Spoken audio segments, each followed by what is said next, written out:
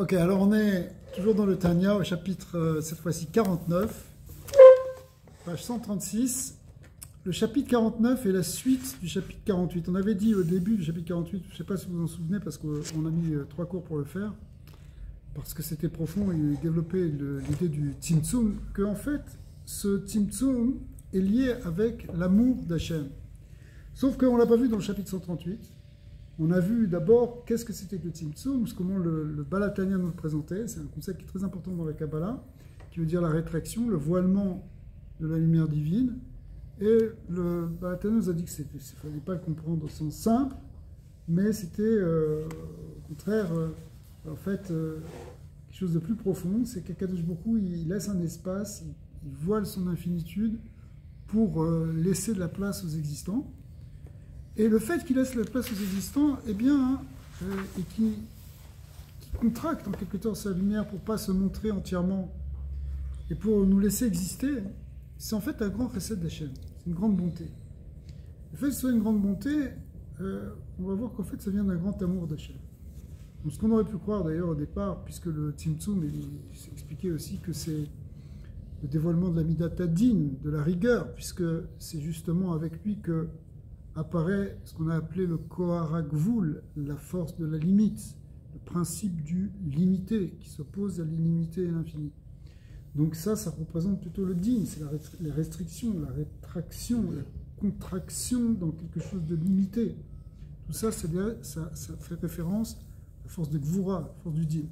Mais néanmoins, en réalité, c'est comme c'est expliqué aussi, si on est bien dans le Rizal et dans les autres soirées, que c'est en fait un par chesed qu'Hachem s'est caché, c'est pour donner de la place et donner la vie et la bonne mesure. Alors, c'est ce qu'on va voir maintenant, dans le chapitre 49, comment, de cette méditation du Tzimtzum, puisqu'en fait ce sont des nombreuses méditations qu'il nous propose, et pourquoi? Parce qu'en fait la Kabbalah c'est ça, c'est pour méditer, pour arriver à développer une connaissance et développer des sentiments pour Hachem. Eh bien, cette méditation, elle va maintenant aboutir sur un sentiment de Ahava, d'amour. C'est ça qu'on avait dit en introduction, mais c'est ce qu'on va voir maintenant. Alors, on est en bas de la page 136, avec même tête. Alors, si la méditation elle amène à cet état-là, alors les mitzvot, pourquoi? Au contraire, on a vu que pour faire les mitzvot et pour qu'elles puissent s'élever, il faut qu'elles soient faites avec un certain nombre de kavanot. La kavana principale dont il nous avait parlé, c'était Ahava ve'ira. Alors on a vu un certain nombre de chapitres sur la ira, sur la crainte, et puis là, depuis plusieurs chapitres, on voit la Ahava. En fait, on a vu des chapitres sur la simcha, sur la ira, sur la Ahava. Maintenant, on est dans la Ahava. S'il n'y a pas de sentiment dans ce qu'on fait, si on ne met pas d'émotion, notre Torah et nos mitzvot ne montent pas.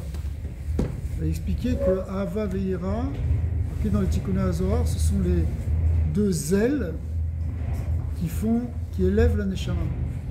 Si on n'a pas d'ailes, on ne peut pas monter. C'est pour ça que la Tfila, la Torah ou les mitzvot, tant qu'elles ne sont pas faites avec un certain nombre de sentiments, et qu'on le fait par habitude, par obligation, ou pire que ça, pour en tirer un certain kavod, ou un certain bénéfice à un niveau ou à un autre, eh bien, cette Torah-là, c'est pas qu'elle vaut rien, mais c'est qu'elle ne s'élève pas.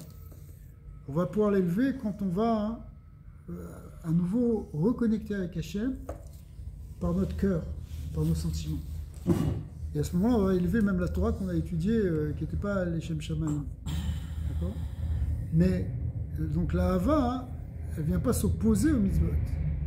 Elle est nécessaire pour que les mitzvot, elles trouvent leur but. Les mitzvot, ce n'est pas quelque chose de mécanique. Hachem nous a demandé, je fais mécaniquement, je suis un robot. C'est pas ça. Je ne fais pas non plus parce que je refais ça dans ma vie, je me suis habitué, ou vaut mieux faire ça qu'autre chose. C'est pas pour ça qu'on le fait. On le fait pour se connecter avec Hachem. Mais connecter avec Hachem, faut qu'il y ait de l'amour, il faut qu'il y ait du respect, il faut ça l'idée de Hava. Alors, qu'est-ce qui est le but, qu'est-ce qui est le moyen? La mitzvah ou le kavana? Le but, c'est la mitzvah. Mais la mitzvah sans... C'est le Icar, c'est la mitzvah. La mitzvah. Il a défini comme ça. Le Icar, c'est la mitzvah. Mais une mitzvah sans sentiment d'amour et de crainte d'Hachem, crainte, ça veut dire de respect profond, d'émoi pour Dieu, cette mitzvah, elle ne s'élève pas. Elle ne va pas t'élever. C'est l'image qui est donnée dans quand même. Oui, mais l'image... Pourquoi va pas t'élever? Alors, l'image est donnée dans Tikkun Azor, c'est une image magnifique, à partir des anges. C'est que la mitzvah, c'est comme le corps. Mais Ahava Veira, hein, c'est comme les ailes. Un oiseau, quand il n'a pas d'ailes, qu'est-ce qu'il fait, le pauvre? Il rampe par terre. Est-ce que nous, on veut être des êtres rampants? Faire des mitzvot? Non. Il faut que tes mitzvot, elles t'amènent à une dvekout, à de la gdusha, à un ressenti, à un ergesh, à un vécu. Parce qu'ils te disent, quand tu veux faire une mitzvah, tu ne peux pas la faire, elle t'est comptée comme une mitzvah. Oui. Quand tu veux pas faire une avera, que tu l'as pas Ça, fait, c'est un elle autre t'est pas sujet. comptée. Non, mais c'est... Ça, si ça tu fait as la- fait une mitzvah, c'est... Ça fait partie d'autres explications. La Rastikut a beaucoup expliqué ça aussi. Parce que là-bas, hein, entre en jeu autre chose, ce qui est la volonté. Tu as envie de faire une mitzvah, tu désires. Tu as le ratson, tu as le désir de faire une mitzvah. Maintenant, tu as été empêché, mais le fait qu'il y ait le désir, c'est déjà très fort. C'est parce que c'est ça le cœur, en réalité, de la mitzvah. C'est vouloir justement, mais maintenant, quand tu pratiques les mitzvot, tu pratiques ta tefila. Je te dis ça, je me parle à moi-même. On fait la tefila, mais des fois, hein, bon, on a fait tchitchak, on bâcle, on n'arrive pas, on n'a pas connecté, d'ailleurs, on n'est même pas concentré. Je parle pour moi. Ok. Alors, qu'est-ce qu'on fait? C'est pas ça la tefila. C'est vrai que tu as fait la tefila, tu as dit les mots de la tefila, mais c'est pas ça qu'en fin de compte, tu cherches dans la tefila. Ce que tu cherches, c'est être avec Hachem. Avec Hachem, c'est comme quand tu es avec quelqu'un, il faut qu'il y ait une connexion qui se fasse. C'est pas que des relations froides. Je sais bien qu'on est au Québec, mais quand même. Ici, c'est ouais, c'est comme ça. C'est le système, là. On ne vit pas dans un système, on vit avec Hachem, c'est ça qu'on veut. Quand on dit que le but de la création, c'est d'Ira Betartonim, qu'Hachem il réside parmi nous, c'est que qu'il y ait une connexion, une relation avec lui. Donc la relation, elle va se faire avec l'intellect, avec la parole, mais aussi avec les sentiments. Et les sentiments, ils sont au cœur, si tu veux, de la chaleur, de la flamme qui vient animer la pratique de la Torah. Le mouvement de la Chassidoute, il a embrasé ça, justement. Il a embrasé ce feu de Hava et de Hira. Il n'y a pas ça fait limite Nagdim. Écoute, on ne va pas parler de... Historiquement parlant. Le Ramchal, quand il est passé à Francfort, il est resté un mois à Francfort quand il a traversé l'Europe pour aller de Padova en Italie jusqu'à Amsterdam, où là-bas il a eu des problèmes justement à Francfort. Mais il dit, dans cette ville, il y a au moins 300 Talmidei Chachamim. Les Talmidei Chachamim, quand il parle de Talmidei Chachamim, c'est des gens qui connaissent la Torah bien. Mais il dit, Lo matzati af echad sheyesh lo ruach chasidut v'irat shamayim. En français, j'en ai pas trouvé un qui avait un esprit de piété et de crainte du ciel. À Amsterdam, Non, à Francfort. à Francfort. Tu peux vivre une Torah très froide. Tu peux vivre une Torah très mécanique, très cyclique, très intellectuelle. Mais il n'y a pas... Sans sentiment. C'est pas de connexion. C'est pas moi qui le dis, c'est le Ramchal qui le dit. C'est quand même fort. 300, il a dit. Voilà, là-bas, dans une égarette qu'il écrit à son... dans une lettre qu'il écrit à son maître. Alors, nous, ce qu'on veut, c'est que... on veut réveiller nos sentiments. À part ça, hein, il a dit quelque chose aussi très important, le Balatania. C'est que s'il n'y a pas ces sentiments-là, hein, de Hava et de Hira, vraiment pour Hachem, on va peut-être pas avoir les forces de combattre notre Yetzara. Parce que, qu'est-ce qui te motive à faire une mitzvah? Si tu n'as pas du plaisir, C'est ce qu'on appelle le ta'anouk, si tu n'as pas un désir, ce qu'on appelle le ratson. Mais si tu n'as pas non plus des sentiments d'amour et de crainte, la crainte, ça veut dire des fois, t'as envie de faire un petit avéra, mais il faut que tu aies la crainte de la chaîne. D'accord? Ouais, tu n'as pas envie de te lever pour aller faire une mitzvah, mais si tu as Avat Hashem, tu le fais. Tu comprends? Donc, pour dominer le Yetzara, et quand même, c'est de ça qu'on parle, puisqu'on parle du Sefer Shel Benoni, pour devenir un Benoni, c'est quelqu'un qui se laisse jamais dominer par son Yetzara, mais qui au contraire le domine. Présent. Et il faut, bravo, j'aimerais bien être comme toi, eh bien, pour y arriver, il faut qu'il y ait un feu. La chaleur. Esh Tami Tukad al Misbeach. Il doit y avoir un feu permanent qui brûle sur l'autel. L'autel, c'est notre cœur. Sur l'autel de notre cœur, il doit brûler un feu d'amour et de crainte pour Hachem. Et d'ailleurs, on va voir, c'est une après dans le chapitre même 50, quand il va parler d'un autre niveau d'amour encore différent. Juste, ce que Marc a dit, c'est que vous avez répondu, c'est que ce n'est pas une fin en soi. Donc ce n'est pas une religion d'intention, d'amour pur comme d'autres endroits. Ah ouais, il y a des choses à faire. Ouais. Ça vient pour appuyer et élever l'action, n'est-ce pas? Ouais. Ouais, c'est pas purement sentimental. Ça doit animer après toute notre pratique, bien sûr.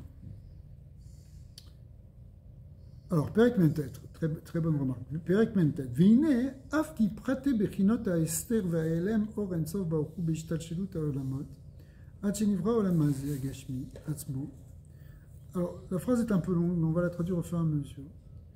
Même si les pratim, les détails de ce voilement de Shem, puisqu'on a dit que le Tzimtzum c'est un voilement, du Or Ensof,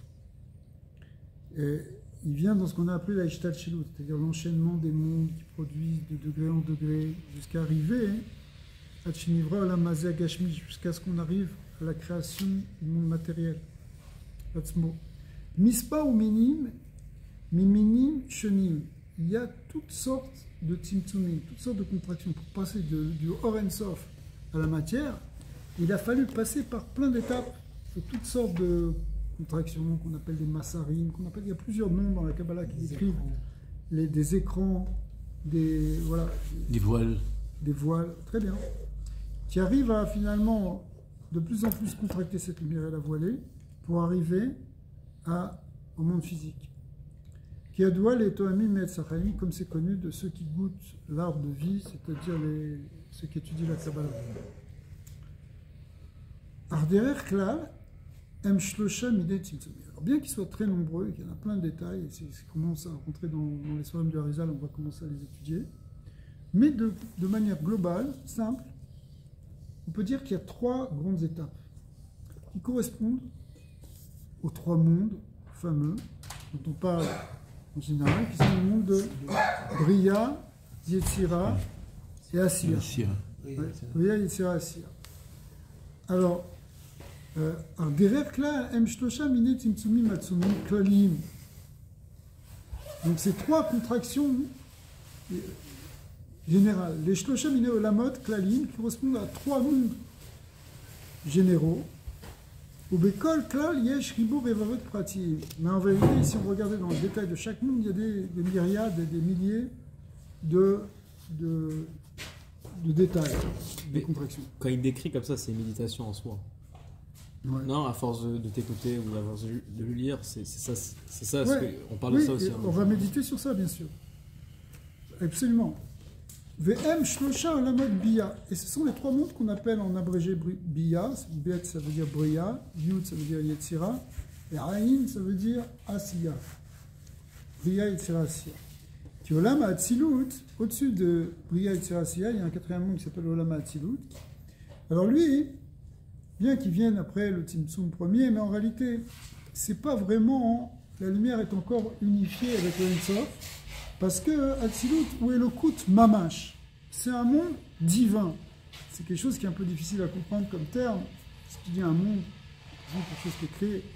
Mais Hatzilut, c'est pas créé. C'est une émanation divine. C'est purement du divin. C'est le monde des Sphirot. Ugde Livro Olam Abriya, Shen Neshamot Malachim Elyonim. Alors, pour passer de Hatzilut à Briya, vous avez Hatzilut qui est le monde divin, après il faut commencer à rentrer dans la création à proprement parler. Et le monde de Briya est un monde purement spirituel dans lequel se trouvent des Neshamot, les Neshamot de Tzadikim, et se trouvent des Malachim. Les plus grands Malachim se trouvent dans Briya. Alors, Shen Neshamot ou Malachim Elyonim, ce qu'on appelle les Malachim Elyonim. Asher Avodatam Lachem Bebechinat Chabad. Leur Avoda, elle est au niveau de, si vous voulez, c'est des intelligences, c'est une asaga, c'est une perception, ce qu'on appelle Chokhma Bina Da'at. La Chokhma étant la fulgurance de l'éclair de la compréhension, la Bina étant le fait de rentrer dans les détails pour mieux cerner ce qu'on a perçu, et le Da'at en étant la synthèse. Voilà ce que font les Neshamot dans le Olam Abriya. Hein. Leur avoda, c'est de connaître Dieu. C'est ce que font les Malachim. Ils découvrent en permanence la grandeur et la sagesse et l'intelligence du divin. Donc c'est ce qu'on appelle avoda bebeknat chabad, amit lavshin bahem, qui s'habille, donc ces sphirotes de Chokhmah Bina Da'at, elles s'habillent dans ces Neshamot, dans ces Malachim Elyonim. Vem masigim ou mekablim même. Eh bien, en fait, ces âmes et ces anges, de là, grâce à ces sphirotes de Chokhmah Bina Da'at, qui sont les sphirotes de la connaissance, eh bien, elles atteignent elles-mêmes une connaissance. Elles atteignent ce qu'on appelle une asaga. Masigim, elles perçoivent. Ou mekablim même, elles reçoivent d'elles.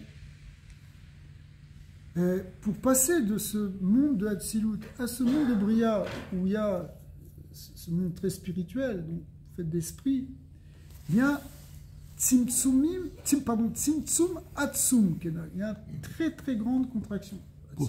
C'est du divin, là on passe déjà dans la création, donc il y a une contraction, je pense qu'il faut amener encore peut-être des livres. Le Hatzilut est complètement au-delà de tout ça. Il n'est pas d'un coup de Tzimtzum, il se fait comme ça par étapes. Il y a des Tzimtzumim, non, il y a beaucoup de Tzimtzumim. Les Tzimtzumim, ils sont extrêmement nombreux. Est-ce qu'ils sont provoqués par, justement, la volonté divine? Oui, c'est que la volonté divine. C'est la volonté divine qui crée le Tzimtzum. Ouais, donc il n'y a pas un Tzimtzum, c'est plusieurs. C'est superposé. Alors, souvent, on parle le Tzimtzum, de manière générale. En fait, quand tu parles de Tzimtzum, tu parles du principe du Tzimtzum, principe de la contraction, ou tu parles de ce qu'on appelle le Tzimtzum Rishon. Alors, là, ici, on ne rentre pas dans ces détails-là. Il est en train d'expliquer les Tzimtzumim qui passent de Hatzilut jusqu'à arriver au monde Gashmi. Mais en vérité, bien avant Hatzilut, il y a déjà un premier Tzimtzum. En tout cas, le premier Tzimtzum qui est marqué dans les Sfarim de Rapre Vital, de Rizal. Il commence par un Tzimtzum au niveau du Hansov qui donne ensuite Adam Kadmon. Et dans Adam Kadmon, il y a plein de Tzimtzumim pour arriver au Olam HaKudim, au Olam HaLikudim. Il y a beaucoup de Olamot. À chaque fois, c'est des Tzimtzumim pour arriver à faire des sphirotes, à faire des kelim. C'est une image alors, puisque c'est en haut de Hatzilut d'après ce que tu dis. Et Hatzilut, il n'y a pas de matière, il n'y a rien. Bah oui, bien sûr. Donc c'est une image. Est-ce qu'on peut comparer? C'est encore plus, beaucoup plus élevé, beaucoup plus subtil que le monde de Hatzilut, bien sûr. Si c'est tellement éthéré comme milieu, alors le Tzimtzum, il est léger, ce Tzimtzum Rishon. C'est pas sûr, parce qu'il fait passer de quelque chose qui est immense, qui est le Or En Sof. Donc c'est déjà une immense contraction. Encore plus abstrait que... Ouais. Et encore, ça c'est ce qui est marqué dans les Sfarim de Rapre Vital. Et le Rizal, il a dévoilé d'autres choses, des Tzimtzumim au-dessus même de ces Tzimtzumim-là. Est-ce que ça peut être comparé à ce phénomène qui arrive lorsqu'on jette une pierre au milieu d'un lac et ça fait des cercles concentriques? Ouais, ça va être une manière de... C'est un symbole exponentiel. C'est un symbole qui va pouvoir être utilisé pour symboliser les sphirotes de Higulim, qui sont représentées par des cercles. Et donc il y a une dimension qu'on peut comparer à une onde. Les ondes, oui. Alors, ici on ne parle pas de ça. On parle plus bas, si vous voulez, parce que c'est ce qui nous intéresse le plus par rapport à notre avoda. C'est vrai qu'il y a des Tzimtzumim au-dessus, et c'est une avoda qui est beaucoup plus subtile, beaucoup plus fine en réalité. C'est des choses... Mais ici, notre avoda de percevoir quelque chose du divin, hein, dans Hatzilut, on ne peut même pas exister en quelque sorte. Hatzilut, c'est un bitoul total, puisque c'est Dieu. Donc, mais dans le Olam HaBriya, on peut avoir une certaine perception parce que les sphirotes de Chorma Bina Dat, elles viennent s'habiller dans Briya. Donc, Mais c'est une perception intellectuelle, non? Oui. Oui. Mais quand on dit intellectuel, ça ne veut pas dire comme quand tu lis dans un livre. Non. C'est ce qu'on appelle une asaga. C'est ça, voilà. Une asaga, ça veut dire ouais, une perception. Perception. Perception spirituelle. Mais après ça, Vechen mi Briya le Yetzira, quand tu veux passer du. Il y a la Oui, justement, les sphirotes de Chorma, Bina et Da'at, elles sont dans Hatzilut, mais elles ont une connexion spéciale avec le Olam HaBriya. Alors, on ne va pas expliquer maintenant comment ça fonctionne, ça c'est tout un chapitre, enfin c'est plus qu'un chapitre, c'est toute une thèse. Si tu veux une thèse, c'est pas ça, mais c'est pas grave, dans la connexion entre ces sphirotes et le Olam HaBriya. Mais que la Shekhinah, c'est bien d'Hatzilut. C'est comme ça. ouais, non, Tu m'avais dit aussi, il y a autre chose. non,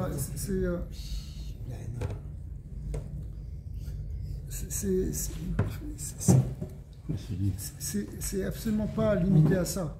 Magnifique. Ça c'est juste un aspect de la Shekhinah. La Shekhinah, là-bas dans Bati Legani, dans les premiers Bati Legani, il explique que ça existe.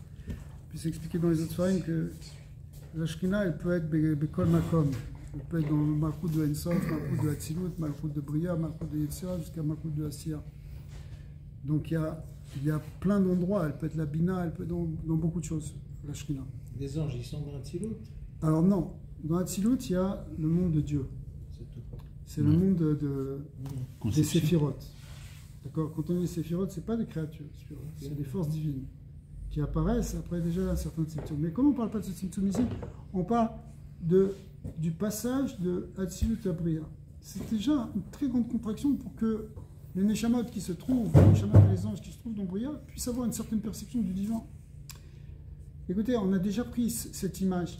Quand tu mets une lumière trop forte, tu ne peux pas la voir.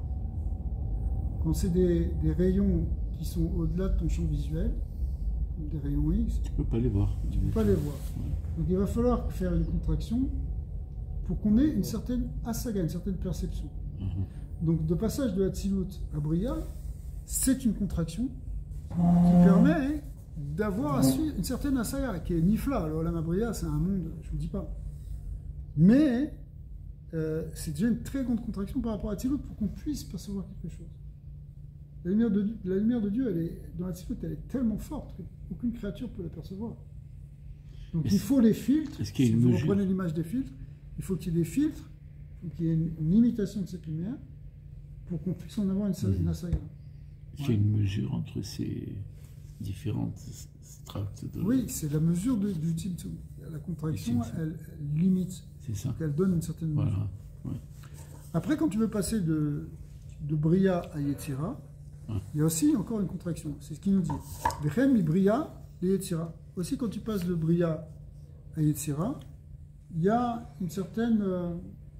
il y a aussi une très grande contraction. Pourquoi? Qui or meat miseir mitlabesh beolam habriya adaim ou bechinat ensof le gabé olam hayetzira. Parce que en fait dans Yetzira, hein, on peut percevoir qu'un tout petit peu de la lumière de Briya qui nous paraît comme le ensof. Le monde de Briya par rapport à Yetzira, il est ensof. De même Yetzira par rapport à Asiya, c'est l'infini déjà. C'est relatif parce que l'infini est beaucoup plus que ça, mais l'infini, comme on a expliqué, une des manières dont les Mekoubalim l'expliquent, c'est qu'il n'y a pas de perception. Une fin infinie, c'est la négation de la fin, d'une fin, mais une fin, c'est une définition, c'est un saisissement. Donc, quelque chose qui te dépasse totalement, c'est de l'infini pour toi. Donc, Briya, par rapport à Yetzira, il y a juste, on le perçoit, on a un tout petit peu de perception qu'il y a quelque chose qui est au-dessus. et qui est infini par rapport à nous quand on est dans Yetzira. Donc il y a les anges dans Yetzira, il y a des Ruchot, il y a aussi des Neshamot. Leur perception par rapport au monde au-dessus, c'est, ils le voient comme l'infini, ils en perçoivent un tout petit peu parce que ça a été complètement filtré ou complètement contracté pour arriver à ce niveau qu'on appelle Olam HaYetzira. Et alors, les Neshamot qui quittent ici, où c'est qu'elles se retrouvent après? Alors ça dépend d'où elles viennent, ça dépend aussi de ce qu'elles ont fait dans ce monde, Ouais. ça dépend de beaucoup de choses. Il y a des Neshamas qui peuvent être dans. Ouais, pas dans la le silo. gourd, jamais, non? Pourtant, c'est chômage, la source d'Hachem. Alors ce qu'on a dit au tout début de ce chapitre, à la troisième ligne, on avait dit que pour arriver justement, passer de Hatzimot au monde Gashmi, c'est-à-dire du divin au monde matériel, il avait dit Mispar ou minim shonim, et on avait dit il y a toutes sortes de Tzimtzumim qui viennent, et après on avait dit qu'ils sont des ribou revavot, qui sont des milliards de contractions. C'est-à-dire que ce qui nous apparaît comme trois mondes, on dit on va passer, tiens, on est dans Asiya, on va passer dans Yetzira, on va passer dans Bria. Attention, on est calme. Ça ne marche pas comme ça. Dans Asiya, il y a énormément de madrigot. Il y a énormément de niveaux qui, à chaque fois, chaque passage d'un niveau à un autre, c'est une contraction, c'est un voilement. C'est-à-dire, c'est des On couches, se des couches, rapproche des de couches, plus des en couches. plus de la matérialité. Donc quand la Neshama elle monte, oui. Quand C'est la ça. Neshama elle monte, elle va monter de degré en degré. Elle peut monter plus ou moins vite. Mais c'est pas comme ça, elle va monter un monde, deux mondes, trois mondes, ça y est, c'est fini. C'est pas ça. C'est où est-ce qu'elle va la Neshama? C'était ça votre question. Elle va aller de niveau en niveau et ça prend beaucoup de degrés. Ouais. En fait, Tzadikim vont, mais ils vont de force en force, de degré en degré. Ok. Est-ce qu'ils Elle vont va jusqu'à pas chez le coiffeur, ça c'est sûr. Pourquoi il a qu'ils vont jusqu'à la tiration, Rabbi? Les Neshamot, Pas chez le coiffeur. Ouais. Chez le coiffeur, c'est pas nécessaire, c'est 4 étapes. Ouais, alors en vrai, hein, encore une fois, il y a des milliers d'étapes. Mais on garde ces trois étapes majeures, trois étapes majeures, qui sont Bria et Sia. On peut faire un cours entier pour répondre à cette question. Ouais. C'est une des questions fondamentales de toute la Kabbalah, de toute la philosophie, même dans le monde des nations. C'est la tripartite, si tu veux, de ce qu'on retrouve dans l'être humain, de l'intellect, de l'âme et du corps, parce qu'on a trois niveaux. Dans les niveaux, il y en a plus. Ça s'appelle trois contractions. C'est-à-dire qu'il y a le passage de Hatzilut à Bria, de Bria à Yetzira, et de Yetzira à Asiya, qui sont en fait les trois mondes. Ces trois mondes, c'est quelque chose qui est fondamental, c'est-à-dire que c'est pour ça que les Sphirot aussi, elles sont groupées en trois groupes, de Chabad, Chagat et Nehi, Chokma Bina Da'at, Chesed Gvura Tiferet, Netzarot et Yesod, Malchut étant un principe qui englobe tout. Ça correspond à ce qu'on appelle aussi Rosh, Tor, Sof, le début, le milieu et la fin. Dans l'être humain, on va retrouver ces trois parties dans le corps, entre la tête, l'abdomen Les jambes, et... les membres inférieurs. Non, Ah, laisse-moi parler. pardon. Et l'appareil digestif, Ok. et qui correspondent aux trois plans de notre existence, un plan spirituel, un plan animique, c'est-à-dire psychique, et un plan corporel. Parce que dans le monde moderne, on confond le psychique et le spirituel, mais c'est deux choses qui sont fondamentalement différentes. C'est quoi notre corps humain, Rabbi?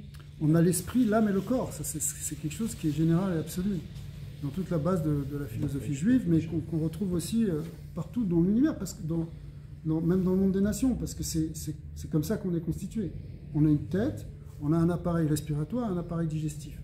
Okay. Les membres, après, ça, c'est chose secondaire. On peut vivre sans.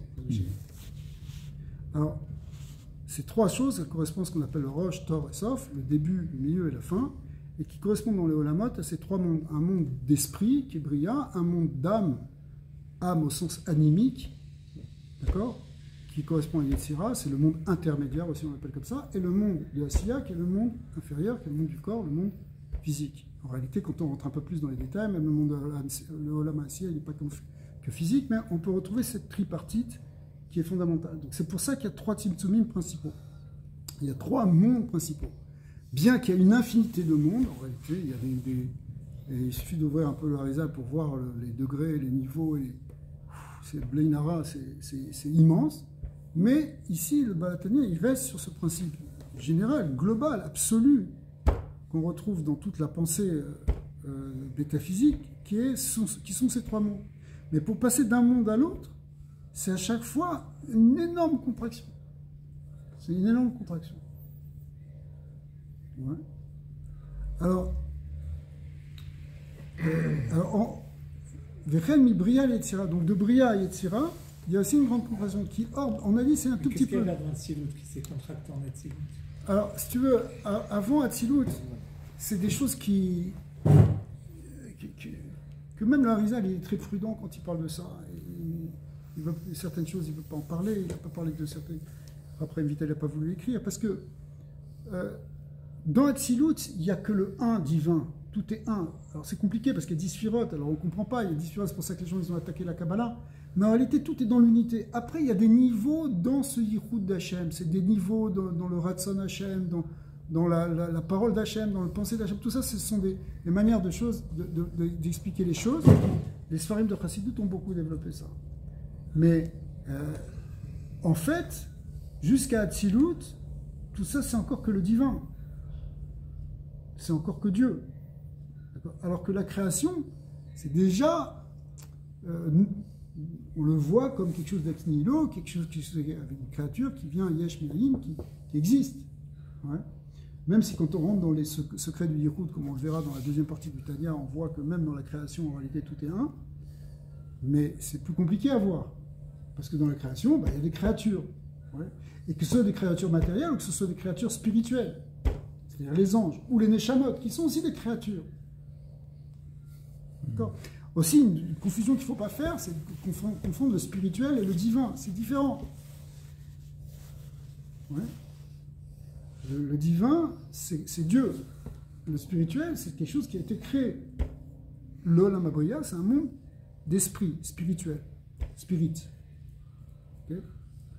Alors ce monde-là, il est créé. Maintenant, ce qui se passe dans le monde divin, après, c'est sûr qu'il y a des tas de niveaux et des madrigotes, mais en réalité, ne nous trompons pas. C'est pas qu'il y a... Et on les appelle des Tzimtzumim, mais tout ça, c'est dans la manifestation d'Hachem, comment Hachem il a créé au niveau du Créateur. Donc c'est quelque chose qui est beaucoup plus fin. Donc on n'est pas encore vraiment dans le monde. Tant que tu es dans la Tzilut, tu n'es pas encore vraiment dans le monde. Le monde, ça commence dans la création.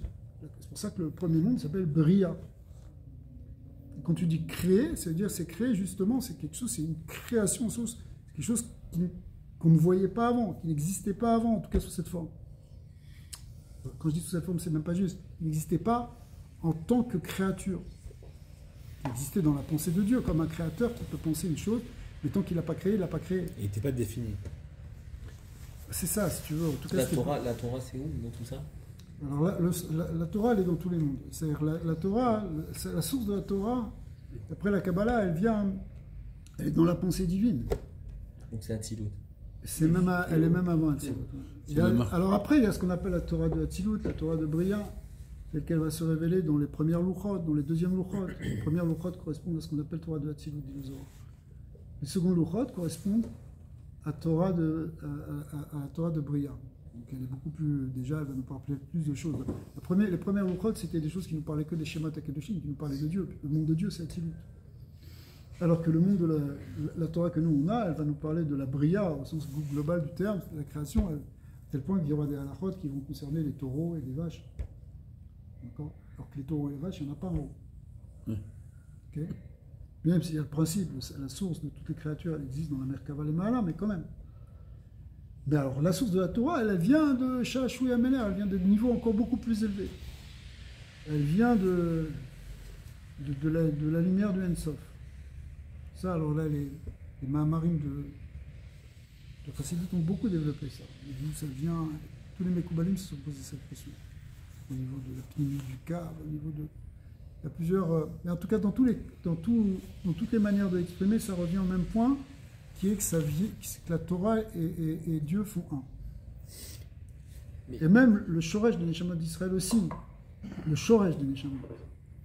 C'est-à-dire que Dieu, il a pensé nos Neshamot, il a pensé notre existence dans sa pensée. Donc dans sa pensée, on existait.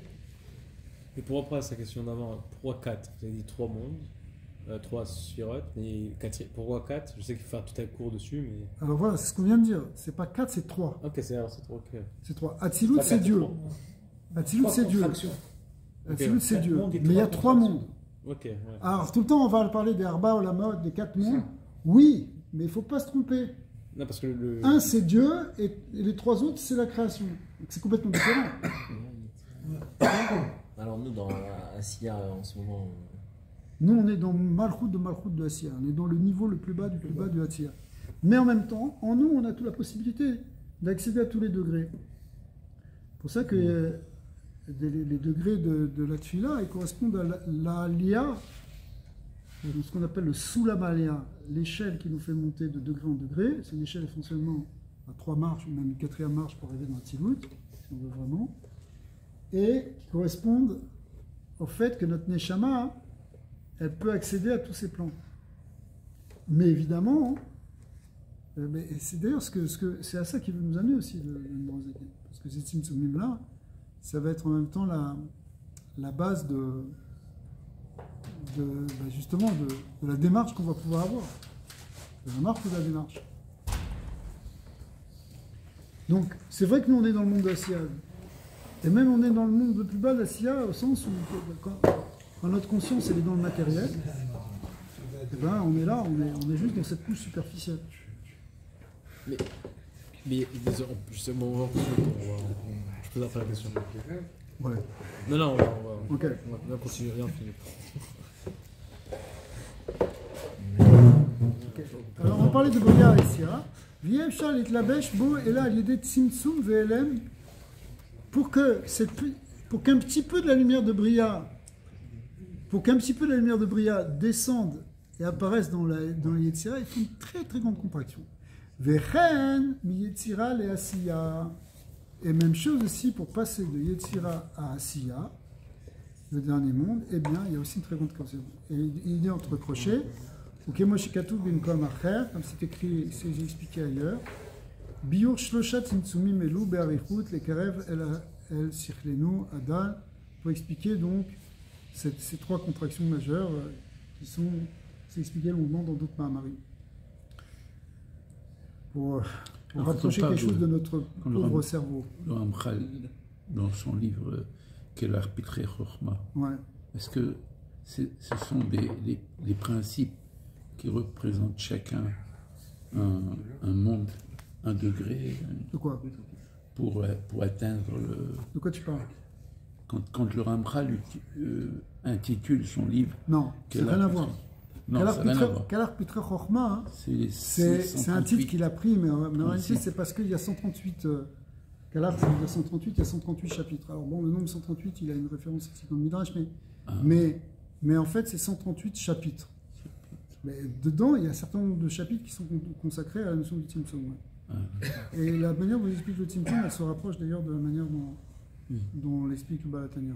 C'est aussi un Tzimtzum chez Lokepshuto. Il ne faut pas le prendre au sens simple, c'est juste Mekabelim, seulement ceux qui, dans notre perception, elle est limitée.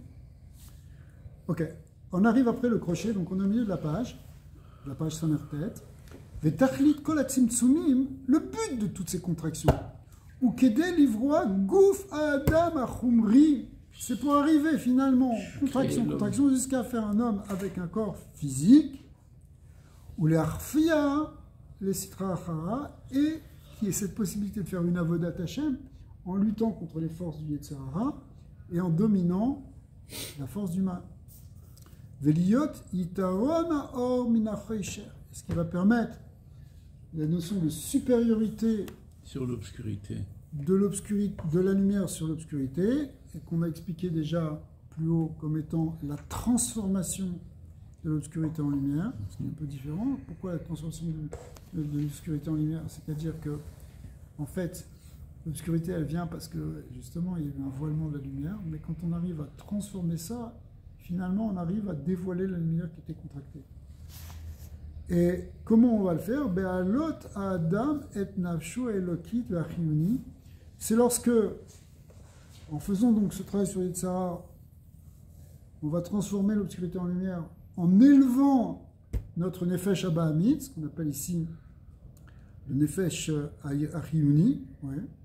Mais pas simplement, et nafsho elokit ve'achiyuni, les deux nefashot. On va élever nos deux âmes. On va s'élever spirituellement, on va transformer aussi notre tendance naturelle qui est au niveau de notre gouffre, qui est au niveau de notre nefesh abahami. Mais en faisant cette soumission, en faisant cette transformation, on va élever même notre âme divine.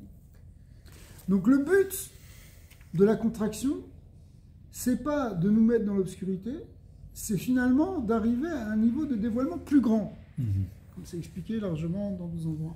C'est-à-dire que le fait qu'on aura transformé l'obscurité en lumière, c'est ça l'idée de Yitaron Aor Min HaChosher, qu'il y a une supériorité de la lumière sur le Chosher.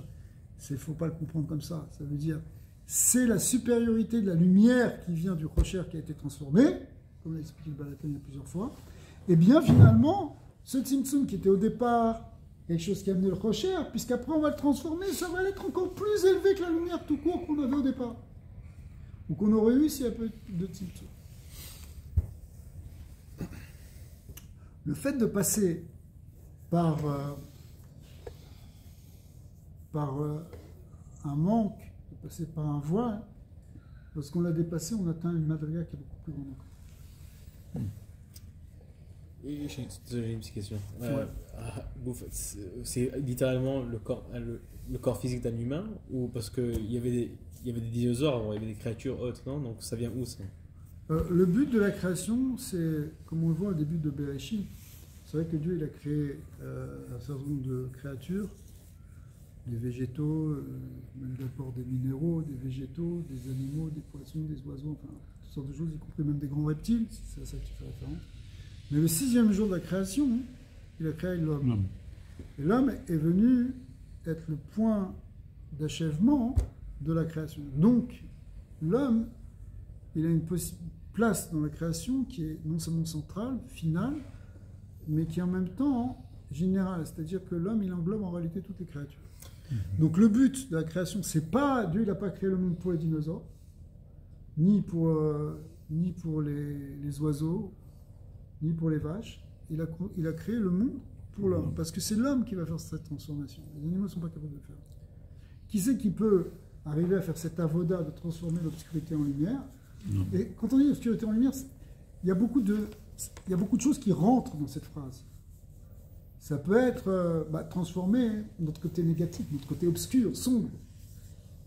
D'accord? En faire quelque chose de lumineux, de beau, de pur, de glorieux. Okay? Ça peut être transformer notre tristesse en joie. La joie, c'est de la lumière. La tristesse, c'est des ténèbres. Ça peut être sortir d'une épreuve grandie. Okay? Mais qui c'est qui peut faire tout ça? C'est l'homme qui a une âme divine qui est prise dans une âme animale. D'accord? Lorsqu'il y a tout ce travail, c'est ça tout ce dont on parle depuis le début. C'est pour ça que le Benoni, il a une grande place, parce qu'il est en guerre, il est en train de transformer. Le Racha, il a baissé les bras. Le Benoni, il se bat. Le Tzadik, il a déjà gagné. Il fait d'autres combats, mais c'est un autre niveau.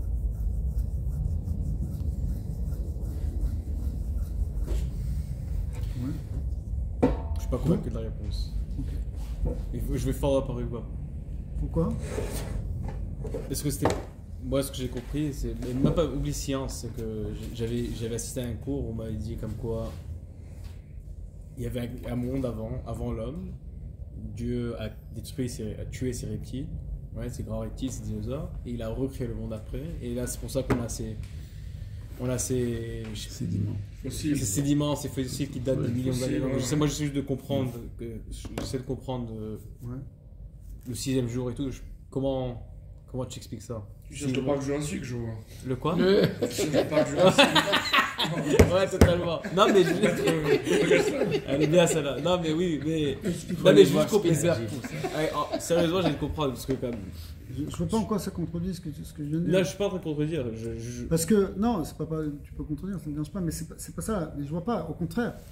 On voit que ce monde ancien, il faut comprendre, parce que dans le problème de Kabbalah, c'est pas expliqué exactement comme ça, mais on voit que ces mondes anciens, ils ont été détruits pour arriver à autre chose. Donc c'est pas la finalité. Ouais. Ce sont des étapes. Pourquoi est cette étape qui est nécessaire? C'est encore une autre question sur laquelle il faut répondre. Mais au contraire, le but de la création ici, c'est Adam. C'est intéressant, ça veut dire, si tu prends toute l'intelligence qu'il y a dans l'univers, il y a beaucoup... parce que, on a déjà parlé de ça dans ce cours, mais je ne peux pas m'empêcher de le répéter parce que c'est quelque chose qui est très important. Parce que les anciens voyaient la Terre comme le centre du monde. Et aujourd'hui, on leur dit, mais vous êtes ridicules. C'est pas le centre du monde, c'est un tout petit point insignifiant qui se trouve dans un petit coin de la galaxie, et c'est même pas au centre de la galaxie. Et cette galaxie est au milieu d'un univers beaucoup plus grand. Donc qu'est-ce que tu parles du centre du monde? Possible. Possible que vous avez raison. Mais d'un autre côté, si tu prends l'endroit de la plus grande complexité dans tout cet univers, et de la plus grande, du plus grand développement, que ce soit physique, que ce soit même à un autre niveau, bon, il y a des grandes galaxies, il y a des grandes étoiles, mais c'est de l'hélium. Ouais. Ok, il y a des grandes réactions chimiques qui se font, mais c'est des éléments simples. Il y a une énergie absolument infinie par rapport à, enfin, absolument beaucoup plus grande que la nôtre, évidemment. C'est pour ça que les gens, ils sont prosternés d'ailleurs devant les histoires. Il y a quelque chose de puissant, mais l'endroit de la complexité, de l'intelligence, de la connaissance, de l'information, pour l'instant, dans l'univers, on connaît qu'ici, la Terre. Okay, bah ça, donc de ce point de vue-là, la Terre est au centre de l'univers, puisque c'est elle qui comprend le plus de connaissances regroupées. Tu prends une amibe, même dans une cellule, tu as plus de complexité que dans toute une galaxie pratiquement. D'accord ? Et pourtant, il y a beaucoup de choses dans une galaxie. Donc imagine. Mais dans tout ça, sur cette Terre, qu'est-ce qui a la plus grande complexité et qui a accès au plus grand développement, on pourrait dire, c'est l'homme. Donc, sauf que c'est pas simplement, là encore on n'a parlé que de choses matérielles, mais justement l'homme il a accès même pas simplement, parce qu'on parle des galaxies, on parle des étoiles, mais l'univers que nous décrivent les physiciens, mais pour nous ça c'est encore que le plan le plus bas d'Assia. Après ça il y a d'autres mondes qui sont pas physiques, vous voyez. Et bien l'homme, il peut avoir accès à tous ces autres mondes aussi. Il peut les englober d'une certaine manière.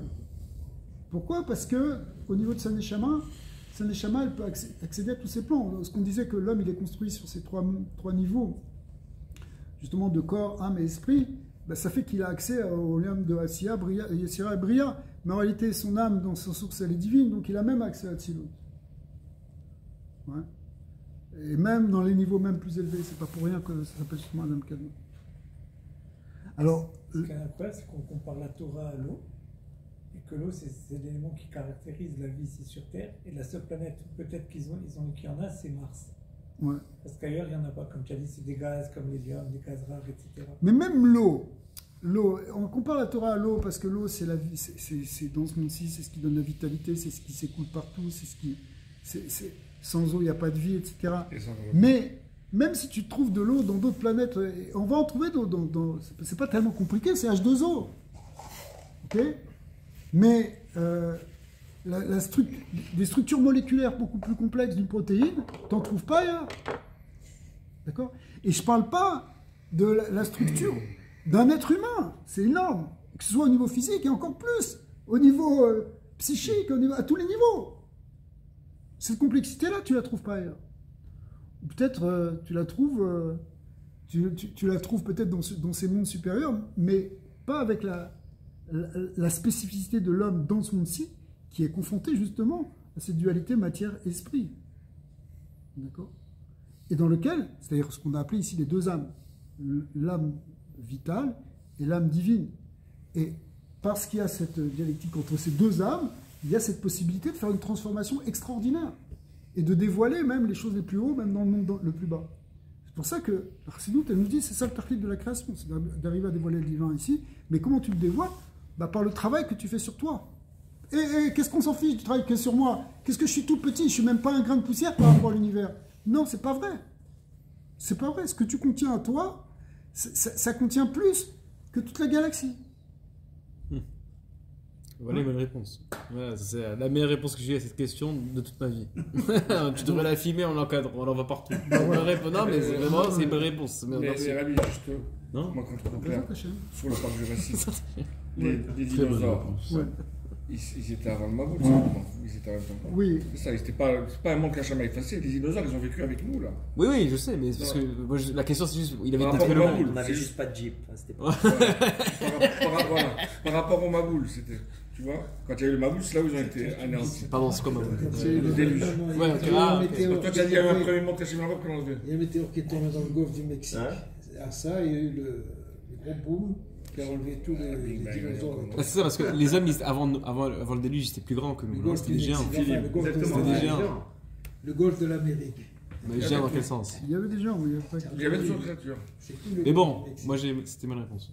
Moi j'ai aimé ça. Alors bon, Explication. au moins déjà, c'est bien. Il y a toujours J'arrive à le remettre.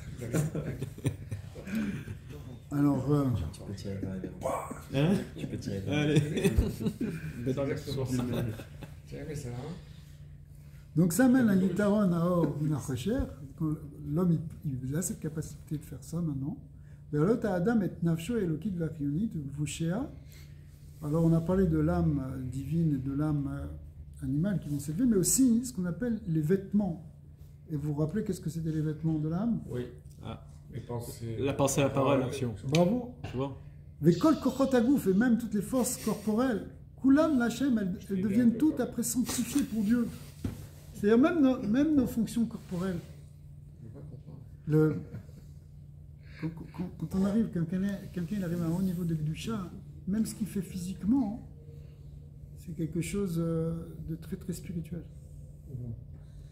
Marqué dans le dernier Pérec de Messiat Shaim sur la Gdusha, enfin, c'est pas le dernier, mais où là-bas, c'est la fin, disons. Là-bas, il explique que c'est quoi le Kadosh. Il dit que Kadosh, ça veut dire son corps, il est comme un Beth Amikdash. Qu'est-ce qui se passe dans un Beth Amikdash? La matérialité, elle est élevée vers le divin, elle est transformée en divin. Là, ton corps aussi, tu manges, mais tu fais des tikkunim.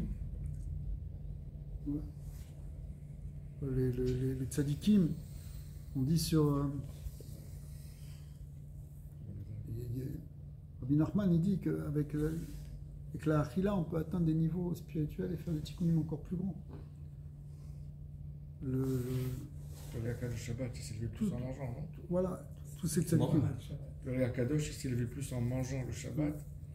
Et pourtant, c'était un coup spirituel, c'était un niveau. Ouais. Mais en Ça, mangeant, qui était une action très terre à terre. Le Shabbat, qui est le jour le plus élevé, il s'est levé encore. Ouais. Alors, on ne fait pas. Parce que la achila, elle intègre justement aussi le corps, plus que la tfila. La tfila, elle intègre la neshama, même l'âme divine des tendances, parce que c'est pour ça que le Zohar dit que quand on prie, c'est un temps de guerre. Shat shluta, shat krava. Le temps de la prière, c'est un temps de combat. Mais au moment de la achila, c'est encore plus. D'ailleurs, le mot lechem, c'est le même mot que milchama, que la guerre. Mais cette guerre sur notre corps, sur nos tendances, elle peut nous élever, au contraire, et amener un grand dévoilement de Yirat Hashem. Donc, c'est ça le but, justement, de cet enchaînement de monde, c'est d'arriver au monde d'en bas pour pouvoir faire tout ce travail. Alors, voilà. Après ça, il va expliquer que comment ça peut générer le sentiment de Ahava. Vene kemaim apanim lepanim. L'eau, un lac par exemple, c'est quelque chose qui fait un miroir, on a déjà vu cette image. Kemoshe Kadosh Baruch Hu Kivyachol Iné Inyar Vesilek Letzad אחד דרר משל את אורו הגדול, הבלתי תכלית, גנוז והסתירו בשלושה מיני צמצומים שונים. Le même qu'Akadosh Baruch Hu, si on peut dire comme ça, il a voilé, il a caché justement sa lumière et son infinitude, son lumière infinie dans ces trois contractions principales. Ve'akol bishvil ahavat ha'adam, et tout ça par amour de l'homme à Tarton, la loto la Hashem, pour l'élever vers Hashem. Qui ahavat docheket abasar. Achad kama vekama bekifle kiflaim le'en ketz ki raoui. לאדם גם כן להניע ולעזות כל אשר בנפשש ועד בשר ולהפקיר הכל בשביל לדוף כבור. En retour, on pourrait dire à quel point nous aussi on devrait être reconnaissants et aussi mettre de côté. Il faut être aussi capable de se contracter en quelque sorte par amour pour Hachem. La semaine prochaine, on va voir réellement ce que ça veut dire, comment, jusqu'où ça va, cette idée de Ahavat Hachem. Mais c'est juste, on a commencé juste le thème là maintenant, qui est de comprendre que si Akadosh Baruch Hu, il a fait tout ça pour nous, nous aussi on peut faire tout ça pour lui, et au contraire atteindre un vrai niveau de Ahava. Le niveau de Ahava, ça va être même exclusif. C'est ça que la Torah, elle a exclu la Avodah Zarah. On ne peut pas se tourner vers autre chose. Si on aime Hachem, on n'aime que Hachem. Mais on va voir, ça va loin en fait. ברוך ה' לעולם, אמן ואמן.